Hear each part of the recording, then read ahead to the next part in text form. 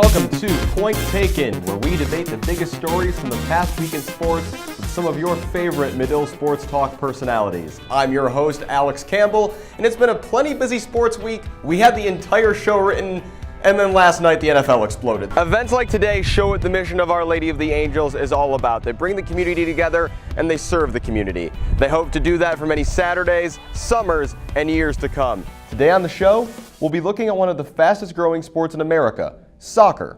While soccer is booming in popularity, a 2018 study by the Sports and Fitness Industry Association found that participation at the youth level is actually down.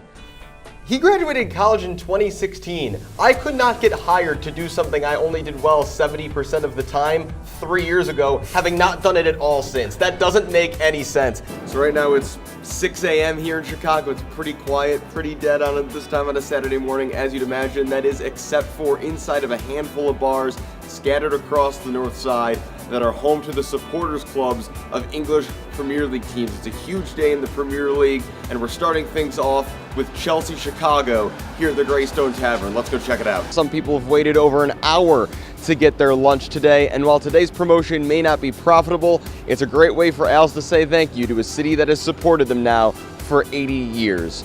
Reporting from Little Italy, Alex Campbell, Medill reports. Zion Williamson goes down. He was able to walk off, but was diagnosed with a knee sprain.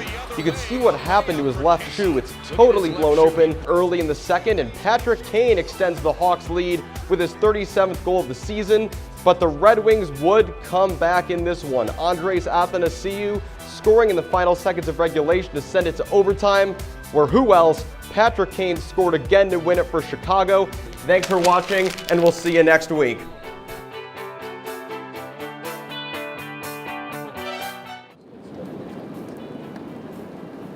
So right now it's 6 a.m. here in Chicago. It's pretty quiet, pretty dead on this time on a Saturday morning, as you'd imagine. That is except for inside of a handful of bars scattered across the north side that are home to the supporters clubs of English Premier League teams. It's a huge day in the Premier League, and we're starting things off with Chelsea Chicago here at the Greystone Tavern. Let's go check it out.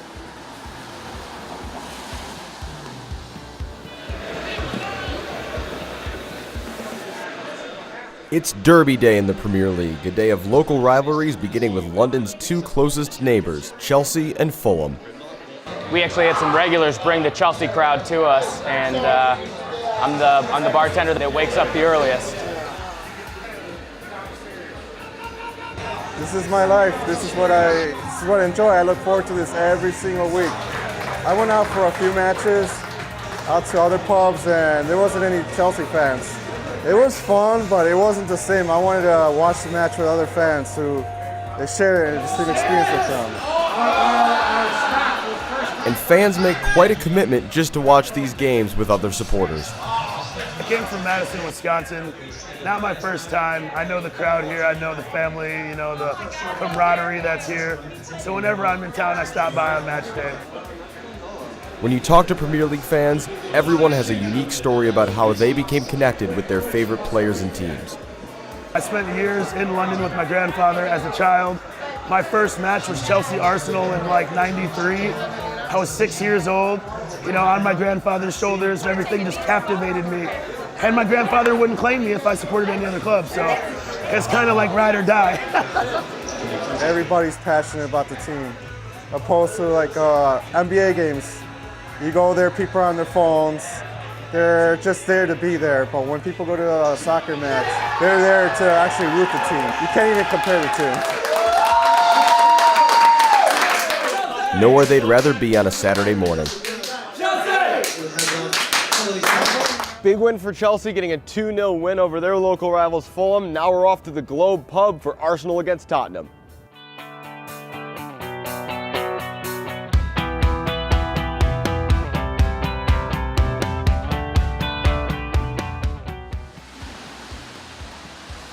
The Globe is one of Chicago's oldest soccer establishments, and you'll find it filled with soccer fans every Saturday and Sunday, but especially today. Everyone's kind of amped up. Everyone woke up early because they couldn't wait to get here.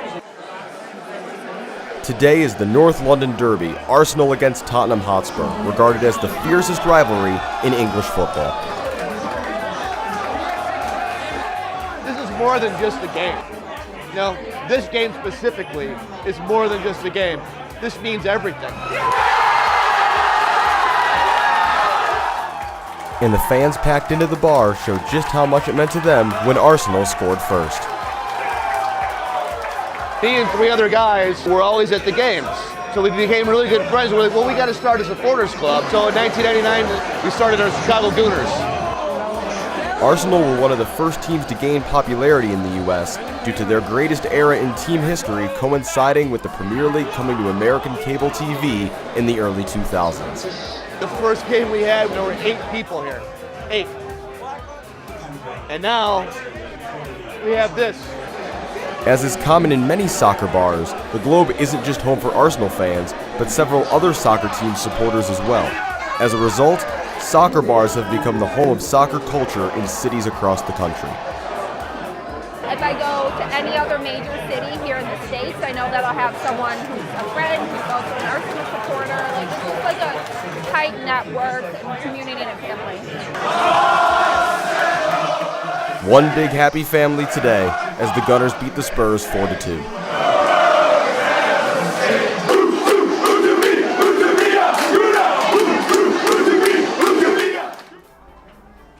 Most American Premier League fans will unfortunately never be able to see their favorite team play in person, but that doesn't in any way lessen the love and the passion they have for their favorite clubs. And you can bet that come next weekend, no matter how early, no matter the weather, they'll be back at their pubs supporting their favorite team.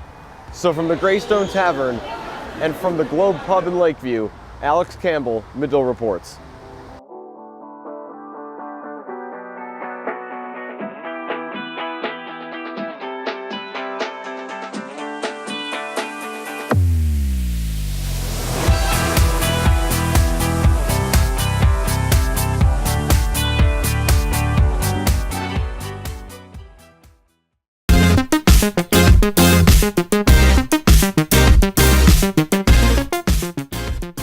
Welcome to Point Taken, where MST personalities will be disappointed to learn that winning does not get you an automatic bid to the NCAA tournament. I'm your host, Alex Campbell, and it's been a plenty busy sports week. We had the entire show written, and then last night the NFL exploded. So we're going to be talking a lot of football today with a little soccer sprinkled in.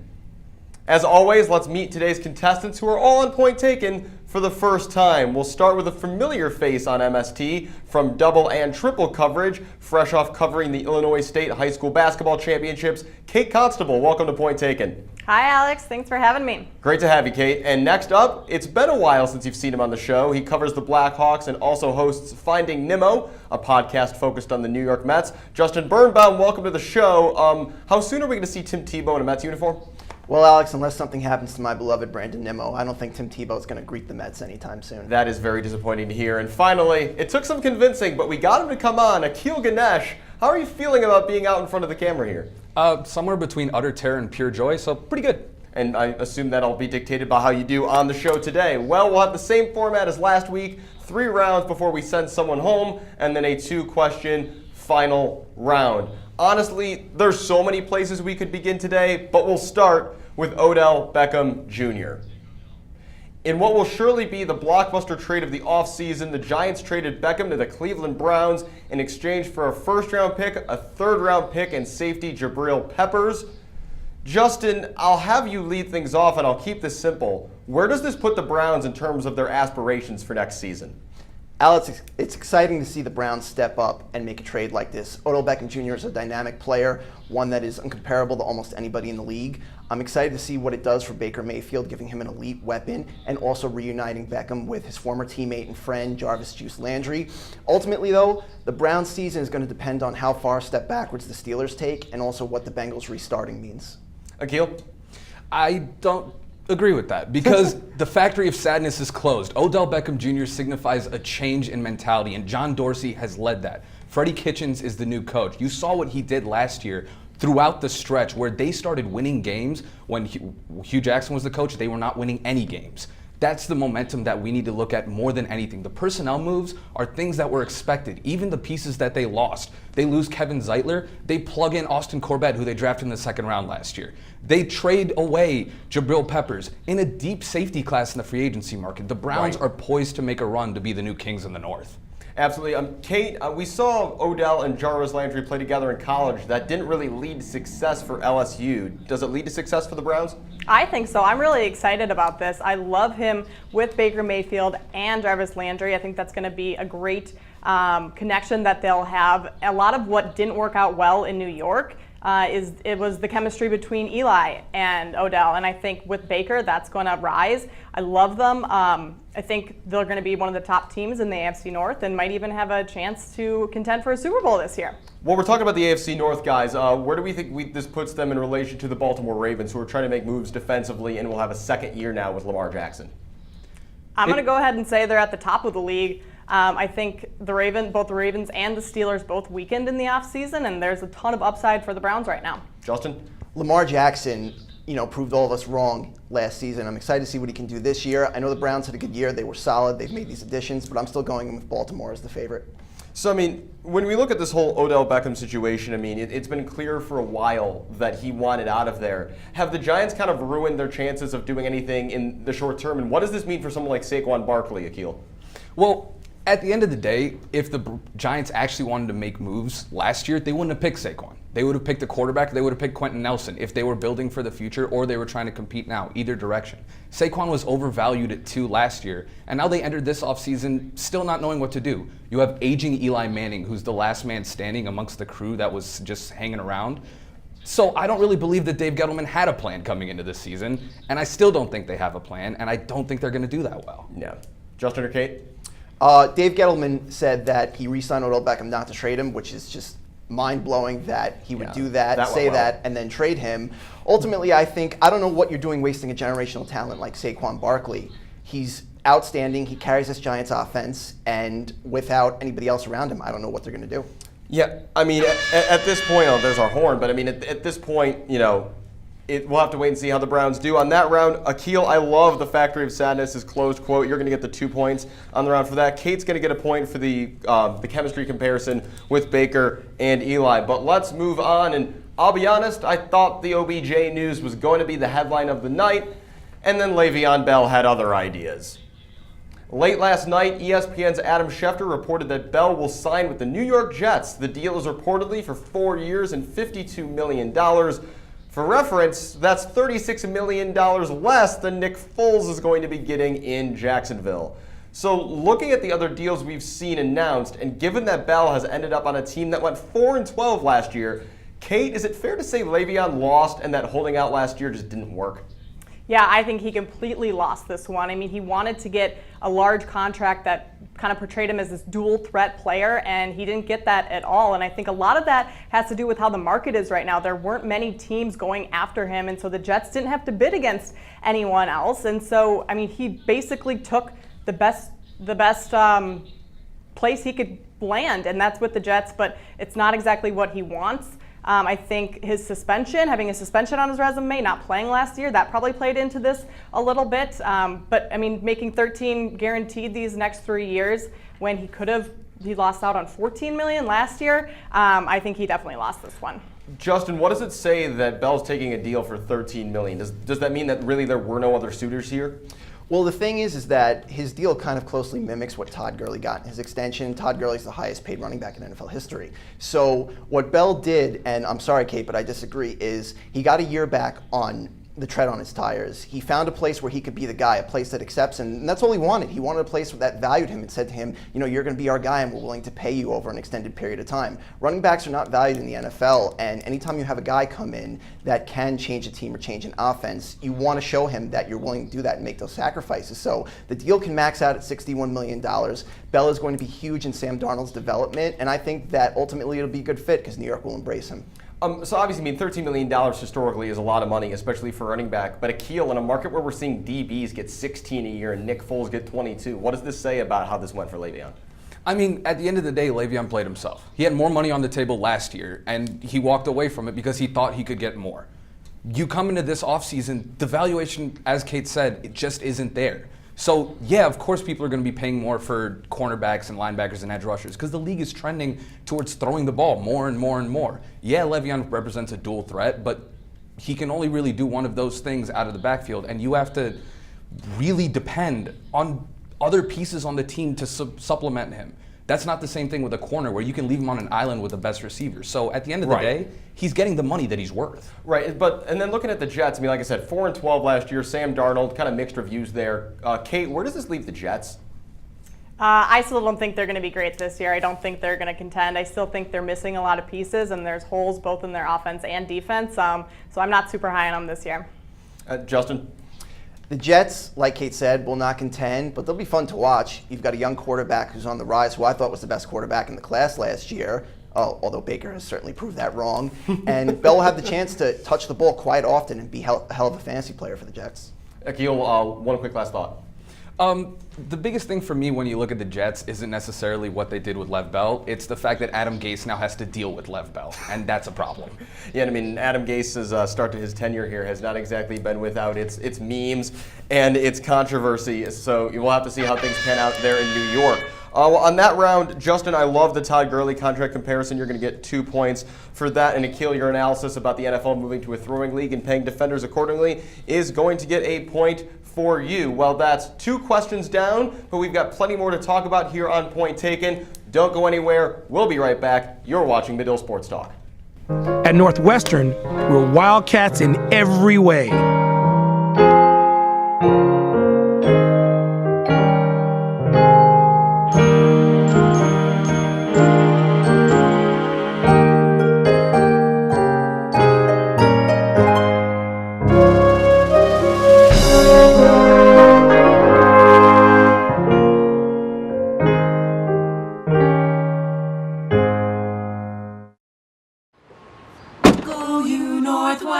Northwestern break right through that.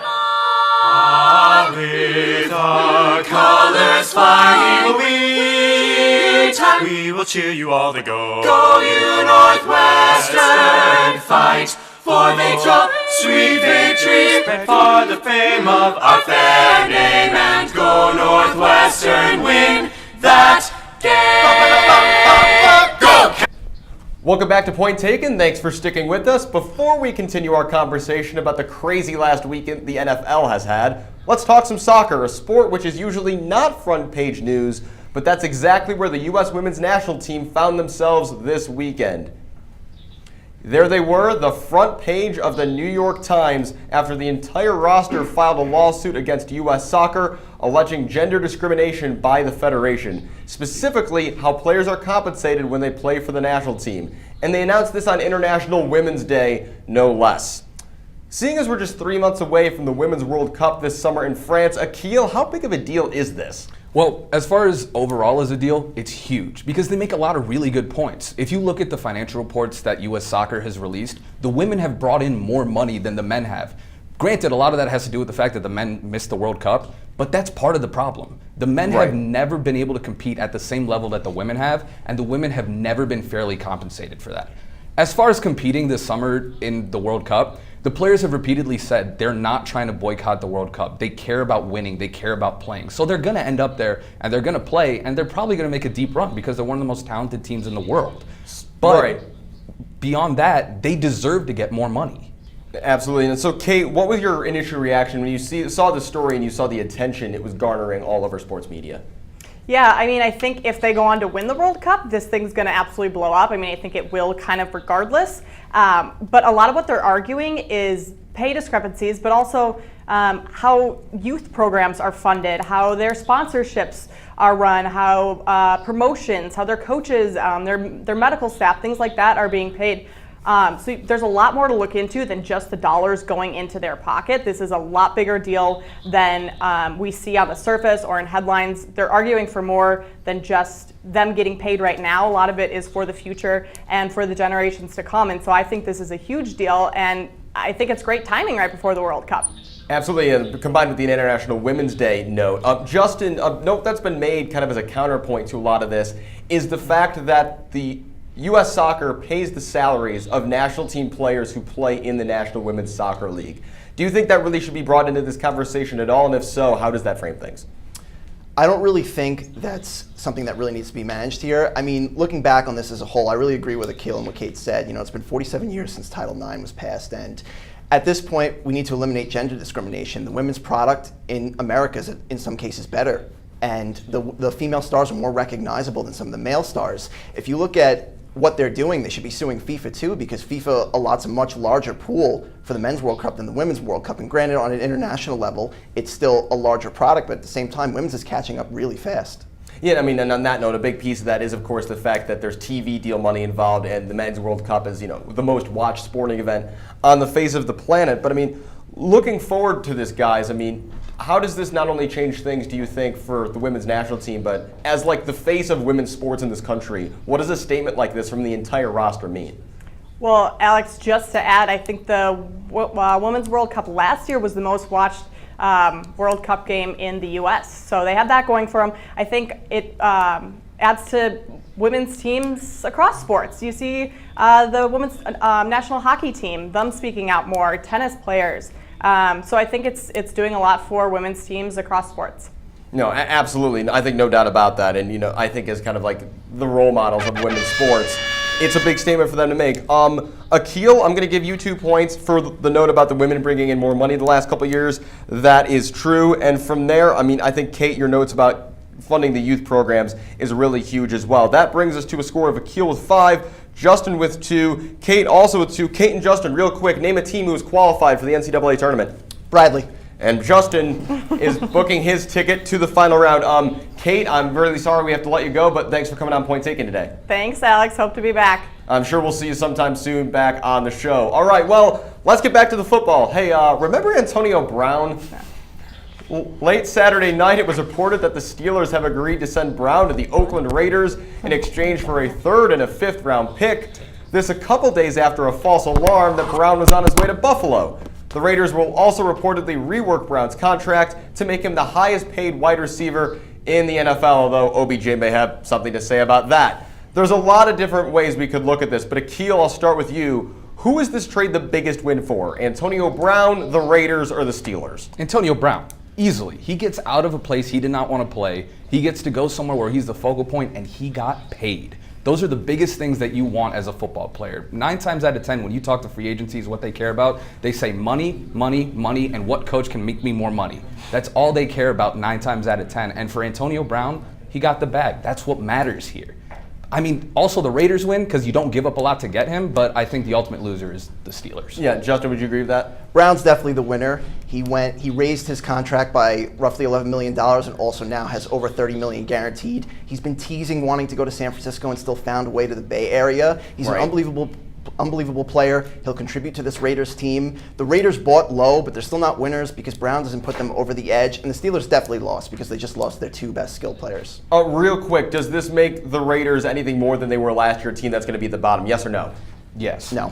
All right, so we'll have to wait and see on that. I mean, obviously, the Derek Carr-John Gruden relationship, not exactly on the thickest of ice out there. So then I think we're going to be moving on now to our final question of the day. And aside from OBJ, Le'Veon, and AB, a lot of other stuff happened in the NFL over the last week. Free agency reports were absolutely everywhere. Landon Collins is headed to Washington. Nick Foles getting a huge contract from the Jags.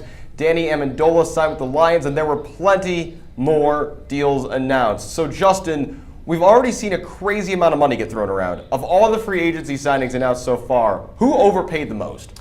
Well, I honestly believe Jacksonville overpaid for Nick Foles, but the problem is that's the going rate for a quarterback in this league. And ultimately, Jacksonville isn't looking for a franchise quarterback. They're looking for someone who, once they get into the playoffs, can steward that tremendous defense to a championship. And ultimately, Nick Foles does that to you. $88 million is steep, but that's what quarterbacks are getting. And unfortunately, you know, you have to pay what the market dictates. Akil?